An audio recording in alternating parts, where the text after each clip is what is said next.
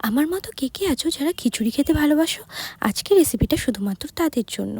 প্রথমে মুসুর ডাল আর চাল ভালো মতো ধুয়ে নিয়েছি, আর ওদিকে পেঁয়াজ কুচিয়ে নিয়েছি, আর পরিমাণ মতো লঙ্কা চিড়ে নিয়েছি। যে যেমন ঝাল খেতে ভালোবাসো সে পরিমাণ লঙ্কা চিড়ে নেবে।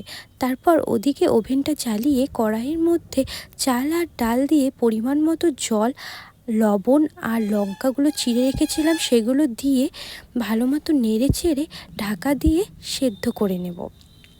তারপর ওদিকে কিছু পরিমাণ আলু কেটে নিয়েছি, আলু ভাজা করব খিচুড়ির সাথে খাবার জন্য।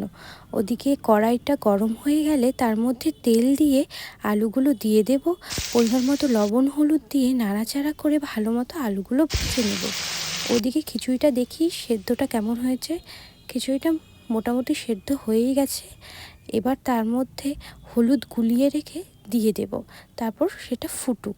এদিকে দেখি আলু ভাজা হয়ে গেছে, এদিকে আমাদের খিচুড়িটাও প্রায় কমপ্লিট। ওদিকে কড়াইয়ের মধ্যে শুকনো লঙ্কা দিয়ে পেঁয়াজ দিয়ে ভালো মতো ভেজে খিচুড়িতে দিয়ে দেব। দেখো আমাদের খিচুড়িটা কমপ্লিট হয়ে গেছে, কি সুন্দর হয়েছে। এবার ওদিকে একটা খিচুড়ির সাথে ডিম ভাজাও করে নেব। খিচুড়ির সাথে ডিম ভাজা খেতে তো খুব ভালো লাগে। এবার প্লেটের মধ্যে খিচুড়িটা ভালো মতো দিয়ে দিয়েছি, তারপর আলু ভাজা আর ডিম ভাজা দিয়ে পরিবেশন করলাম। এবার বলো কার কার দেখে জিভে জল আসলো, তারা ঝটপট করে বানিয়ে না।